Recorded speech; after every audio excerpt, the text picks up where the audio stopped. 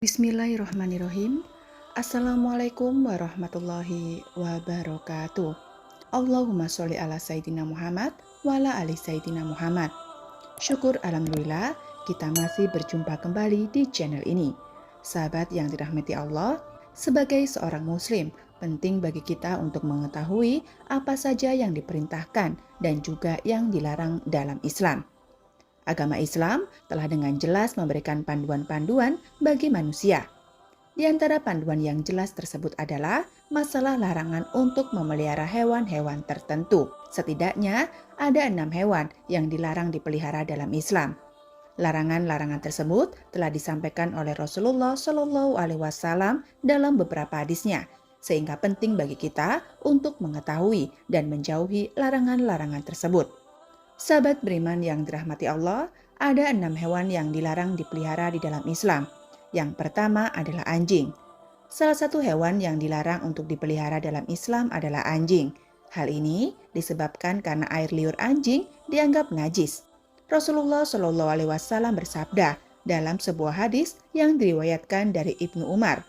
Dari Nabi Muhammad Shallallahu Alaihi Wasallam beliau bersabda, "Barang siapa yang memelihara anjing selain anjing ternak dan anjing berburu, maka berkulanglah setiap hari daripada pahala perbuatannya 2 kirot."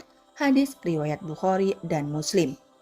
Riwayat yang lain diriwayatkan dari Abu Hurairah. Ia berkata, Rasulullah Shallallahu Alaihi Wasallam bersabda, "Barang siapa yang memelihara anjing, kecuali anjing untuk mencegah ternak, berburu dan bercocok tanam, maka pahalanya akan berkurang setiap 1 hari sebanyak 1 kirot."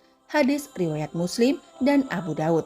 Rasulullah Shallallahu Alaihi Wasallam dalam satu hadis lain juga pernah mengatakan, "Malaikat Jibril datang kepadaku, kemudian ia berkata kepadaku sebagai berikut, 'Tadi malam saya datang kepadamu, tidak ada apapun yang menghalang-halangiku untuk masuk kecuali karena di pintu rumahmu ada patung dan di dalamnya ada gorden yang bergambar dan di dalam rumah itu ada pula anjing. Oleh karena itu, perintahkanlah supaya kepala patung itu dipotong untuk dijadikan 2 bantal yang diduduki dan diperintahkanlah anjing itu supaya dikeluarkan." Hadis riwayat Abu Daud, An-Nasai, Tirmizi, dan Ibnu Hibban. Hewan selanjutnya adalah ular. Ular juga termasuk hewan yang dilarang dalam Islam untuk dipelihara. Rasulullah Shallallahu Alaihi Wasallam memerintahkan umatnya untuk membunuh ular jika bertemu dengannya, bukan untuk dipelihara. Hal ini didasarkan pada salah satu hadis yang menyatakan bahwa Rasulullah Shallallahu Alaihi Wasallam memerintahkan untuk membunuh 2 binatang hitam ketika sholat, yaitu ular dan kalajengking. Hadis riwayat Tirmizi. Perintah untuk membunuh ini dimaksudkan ketika ular tersebut dalam keadaan mengancam. Jika tidak, maka tidak dianjurkan untuk dibunuh apalagi diburu. Sebab pada dasarnya ular juga merupakan hewan yang berada dalam rantai makanan, sehingga memusnahkan ular akan merusak keseimbangan alam. Hewan selanjutnya adalah elang.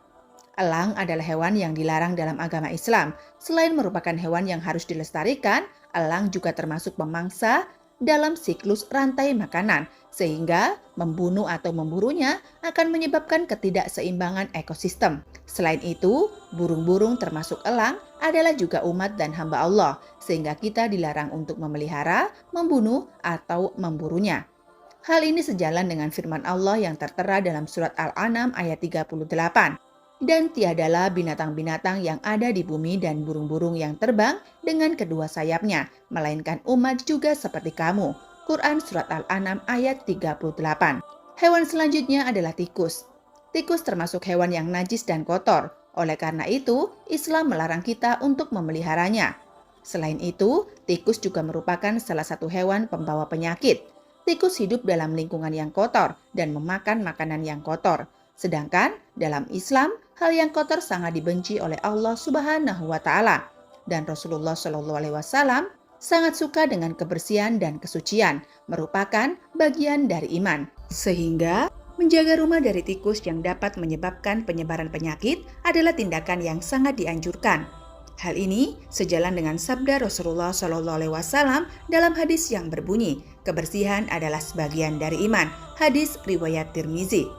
Yang selanjutnya adalah gagak. Gagak, khususnya gagak yang memiliki punggung dan perut putih, juga dilarang untuk dipelihara dalam Islam. Hal ini didasarkan pada pendapat Imam Syafi'i yang menyatakan bahwa gagak tidak boleh dipelihara dan diperboleh untuk dibunuh. Gagak juga bukanlah hewan yang mendatangkan keberkahan dan kemanfaatan. Hal ini didasarkan pada suatu hadis di mana malaikat Jibril datang kepada Nabi Shallallahu Alaihi Wasallam lalu berkata, Allah memerintahkanmu untuk membunuh burung gagak yang hitam karena ia telah membelahkan kedua mata ketika anaknya mati. Kemudian Allah Subhanahu wa Ta'ala berfirman, bagaimana burung gagak itu memohon kepadaku sedangkan ia telah mematikan anaknya. Hadis riwayat Muslim. Dalam hadis lainnya, Rasulullah Shallallahu Alaihi Wasallam juga pernah bersabda, 5 jenis hewan yang seluruhnya fasik boleh dibunuh di tanah suci, yakni burung gagak, burung elang, ular, tikus, dan binatang buas. Hadis riwayat Muslim. Selanjutnya adalah hewan cicak. Meskipun sering berkeliaran di rumah, juga dilarang untuk dipelihara.